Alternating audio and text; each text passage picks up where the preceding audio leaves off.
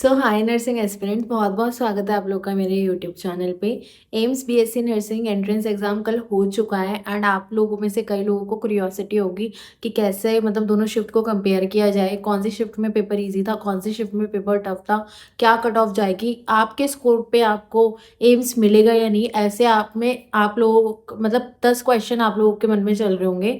तो मैं इस वीडियो में आप लोगों को जितना हो सकता है उतनी क्लियरिटी देने की कोशिश करूंगी, क्योंकि मैं भी एम्स बीएससी नर्सिंग का एंट्रेंस एग्जाम दे के आई हूँ एंड एक स्टूडेंट से ज़्यादा अच्छी तरह कम्युनिकेट करके अपनी जो थिंकिंग है, जो मैंने फेस की हैं चीज़ें, वो मैं आप लोगों से शेयर करके आपका भी सेम ये जानना चाहूँगी कि आप लोगों ने भी क्या यही चीज़ आपके आप लोग सोच रहे हो या सेम आपके साथ भी यही चीज़ हुई है।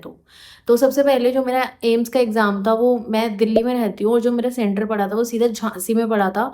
तो ये काफ़ी ज़्यादा लंबा रूट हो गया था मेरे लिए एंड उसके बाद पेपर देना is like a headache hectic था काफ़ी, क्योंकि इतना लंबा ट्रैवल करके ऑलरेडी हम लोग इतना एग्जॉस्ट हो जाते हैं एंड मैक्सिमम जो भी एस्पिरेंट्स थे जिन वहाँ पे सेंटर पे भी जितनी गर्ल्स से मेरी बात हुई वो सभी बता रहे थे वो लोग भी काफ़ी दूर दूर से ट्रैवल करके एग्जाम देने आए आए हुए थे। तो सबसे पहले तो ये ब्लंडर था एम्स वालों ने, जो सिटी अलॉटमेंट एंड जो भी इन्होंने सेंटर दिया उसके लिए, क्योंकि पेपर देना भी बहुत ज़रूरी था। हम लोग पेपर को स्किप भी नहीं कर सकते थे क्योंकि एक बहुत बड़ा एंट्रेंस एग्जाम होता है एम्स में जाने के लिए। तो लेकिन ये सेंटर की प्रॉब्लम थी वो आप लोगों ने भी काफ़ी ज़्यादा फेस की होगी।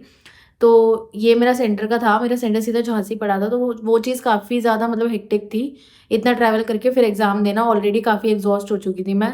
उसके बाद जो मेरा शिफ्ट था वो शिफ्ट 1 नहीं था, शिफ्ट 2 था। मेरा जो एग्ज़ाम था वो 2 to 4 के बीच में था एंड मेरा जो एग्ज़ाम गया है वो ओवरऑल अच्छा गया है। फिज़िक्स, केमिस्ट्री, बायो, जीके तीनों चारों सब्जेक्ट मेरे ठीक गए हैं। बट मेरे को फिज़िक्स और केमिस्ट्री टफ़र साइड लगी इन कंपैरिजन विद बायोलॉजी, क्योंकि बायोलॉजी काफ़ी ईज़ी थी। Like I am a NEET aspirant, तो नीट एस्पिरेंट के हिसाब से या जो भी मैंने प्रिपरेशन करी थी, या आप लोग भी जो एम्स की तैयारी कर रहे थे स्पेशली, उन लोगों ने भी अगर अच्छे से पढ़ी होगी तो बायो वॉज ईजी। अगर आपने एनसीईआरटी पढ़ी होगी अच्छे से तो आप इजीली बायो को कर सकते हो। केमिस्ट्री में मुझे शिफ्ट 2 में ये लगा कि केमिस्ट्री में कुछ क्वेश्चन ट्विस्टेड थे एंड उन्होंने थोड़े बहुत ऐसे डिफिकल्ट क्वेश्चंस डाल रखे थे। नॉट ऐसा नहीं था कि बहुत ईजी नहीं, बहुत ईजी भी नहीं थे और बहुत मुश्किल भी नहीं थे, कर सकते थे लोग। लेकिन मुझे अपने एज अ मेरे से अगर कोई पूछे पूछे तो मुझे केमिस्ट्री भी थोड़ी सी मॉडरेट टू टफ के बीच में लगी है। एंड सेकेंड चीज़ जो मैं बोलूँगी वो फिजिक्स मुझे बहुत ज़्यादा टफ लगी, क्योंकि मैंने यूट्यूब पे भी आके जब रिव्यूज़ देखे तो बच्चे बता रहे हैं कि शिफ्ट 1 का जो एग्ज़ाम था उसमें physics was moderate not too tough and chemistry was moderate to easy and biology was easy and GK was also easy. तो ऐसे करके शिफ्ट 1 का जो टीचर्स भी बता रहे हैं, जो स्टूडेंट्स भी बता रहे हैं, वो ये कंक्लूजन निकला हुआ है। एंड शिफ्ट 2 की बात की जाए तो शिफ्ट 2 में जो फिजिक्स थी वो टफ थी, केमिस्ट्री मॉडरेट टू टफ थी एंड जो बायो थी वो ईजी थी एंड जीके भी ईजी थी। तो ये ऐसे करके जो शिफ्ट 1 और शिफ्ट 2 का हम लोगों ने कंपैरिजन टीचर्स ने भी बताया, वो ऐसे ही करके बताया है। अब नेक्स्ट चीज़ है कि क्या नॉर्मलाइजेशन होगी। नॉर्मलाइजेशन ज़रूर होगी, क्योंकि 2 शिफ्ट में एग्ज़ाम हुआ है एंड एक शिफ्ट 1 का एग्ज़ाम शिफ्ट 2 के कंपैरिजन में ईजी था एंड शिफ्ट 2 का शिफ्ट 1 के कंपैरिजन में बहुत ज़्यादा टफ आया हुआ है पेपर। तो नॉर्मलाइजेशन करके जो स्कोर बनेगा उसी के बेसिस पे आपका जो स्कोर कार्ड है वो आएगा एंड उसी के बेसिस पे आपको जो भी कॉलेज होंगे, एम्स में जो भी कैंपस होगा वो अलॉट होगा।